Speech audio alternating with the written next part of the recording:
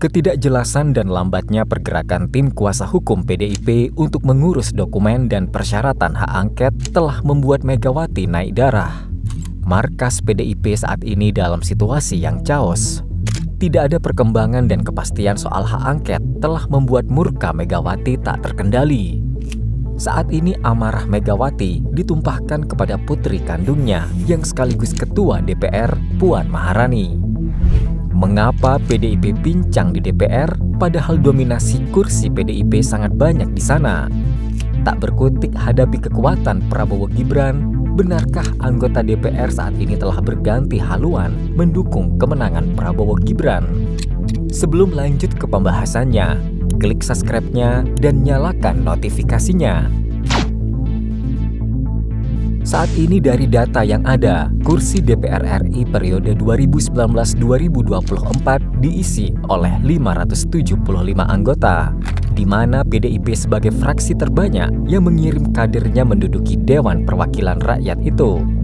Dari data yang ada, dominasi PDIP selama ini telah membuat partai ini sesuka hati untuk menolak atau merestui kebijakan yang dinilai berpihak kepada mereka.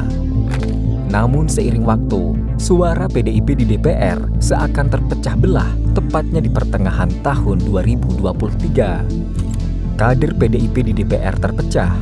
Ada yang mengikuti jejak Jokowi membelot mendukung Prabowo Subianto, namun di sisi lain ada juga yang masih setia. Namun perpecahan suara ini membuat PDIP melemah saat dibutuhkan.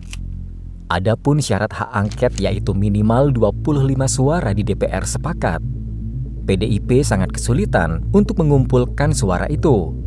Padahal mereka punya 128 kader di sana. Inilah kenapa belakangan ini Megawati selalu marah di setiap rapat PDIP. Dia tidak menyangka bahwa di tubuh PDIP sendiri banyak sekali yang tidak sejalan sekarang ini. Apalagi Puan Maharani yang menjabat sebagai ketua DPR ternyata tak bisa berbuat banyak. Upaya materi telah disusun, materi penyelidikan telah dirancang. Namun tetap saja Puan Maharani tidak bisa menyatukan kader PDIP di tubuh DPR. Usut punya usut, sebagian besar kader PDIP di DPR adalah loyalis Jokowi. Jadi meskipun beberapa kader menyebut anggota DPR fraksi PDIP ini sering mendapat ancaman akan dipecat oleh ketua umum mereka, ini dianggap bukan hal yang menakutkan. Makin diancam, kader PDIP yang enggan menyetujui hak angket digulir makin berani melawan Megawati. Bagi mereka demokrasi dan keutuhan rakyat lebih penting.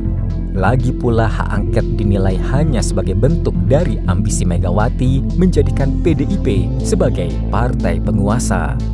PDIP penting untuk tetap jadi partai penguasa menurut Megawati. Pasalnya Jokowi yang terus mendesak agar undang-undang perampasan aset disahkan menjadi ancaman serius bagi PDIP. Tindakan PDIP yang bimbang ini membuat mereka jadi partai yang paling dicurigai sebagai partai pelaku tindak pidana perampasan aset baik yang bergerak maupun aset yang tidak bergerak. Kondisi perampasan aset ini sangat merugikan negara dalam mengupayakan kesejahteraan rakyat. Tetapi DPR seolah tak peduli. Di lain sisi, Megawati telah menyurati kekhawatirannya tentang undang-undang tersebut. Apalagi di periode selanjutnya, negara ini akan dipimpin oleh Prabowo dan Gibran. Sementara itu di lain sisi, belum ada kepastian apakah posisi Puan Maharani sebagai ketua DPR akan tetap bertahan. Inilah salah satu faktor mengapa Megawati sangat berhasrat menggagalkan kemenangan Prabowo yang disokong oleh Jokowi. Meskipun upaya PDIP ini dari awal mereka sadar tidak akan bisa berefek besar, setidaknya para bawahan Megawati sudah menjalankan perintah sang mantan presiden kelima itu. Narasi pemaksulan sudah diupayakan juga, tetapi hasilnya tidak ada. Masih banyak orang yang begitu simpati dengan sosok seorang Jokowi. Puan Maharani juga sebenarnya mulai enggan menjalin pertemuan intens dengan sang ibu. Pasalnya dari setiap pertemuan itu selalu ada kalimat kemarahan yang keluar dari mulut Megawati.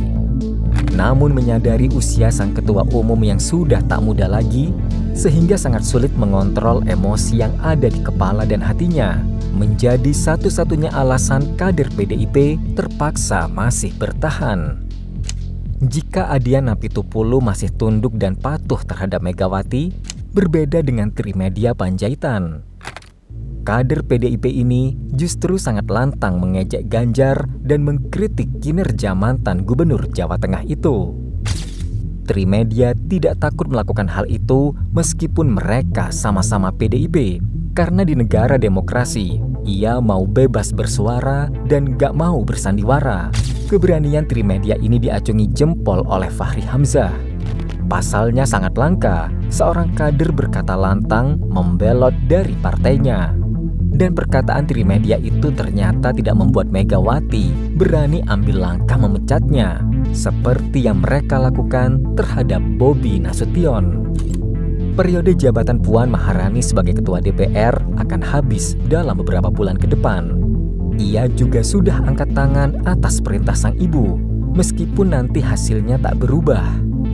Puan sendiri sudah berkomitmen akan mendukung dan mengucapkan selamat kepada Prabowo Subianto. Meski bukan mewakili suara partai, Puan mengucapkan hal tersebut mewakili dirinya sendiri sebagai sesama anak bangsa. Kira-kira sampai berapa lama lagi Megawati bersikap seperti ini?